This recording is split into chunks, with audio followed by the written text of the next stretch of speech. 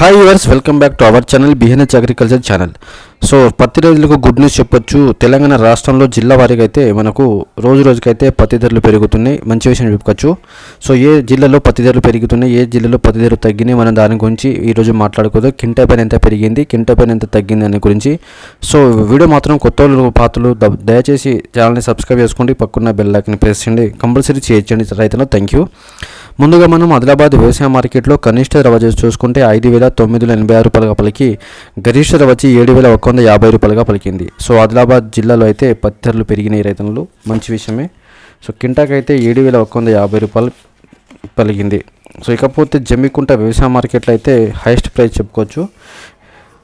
6,400 రూపాయలు కనిష్ట ధర వచ్చి గరిష్ట ధర వచ్చి 7,400 రూపాయలుగా పలికింది. జమ్మికుంట వ్యవసాయ మార్కెట్లో అయితే పత్తి ధర పెరిగింది 7,400 రూపాయలు.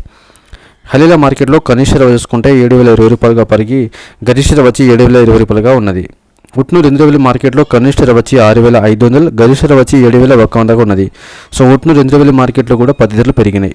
పార్కల్ మార్కెట్లో కనిష్ట ధర వచ్చి 6,800, గరిష్ట ధర వచ్చి 6,800 ఉన్నది. ఎన్కునూరు మార్కెట్లో కనిష్ట ధర వచ్చి 6,400, గరిష్ట ధర వచ్చి 6,700 ఉన్నది. కరీంనగర్ మార్కెట్లో కనిష్ట ధర వచ్చి 6,389 రూపాయలు, గరిష్ట ధర వచ్చి 6,801 రూపాయగా పలికింది.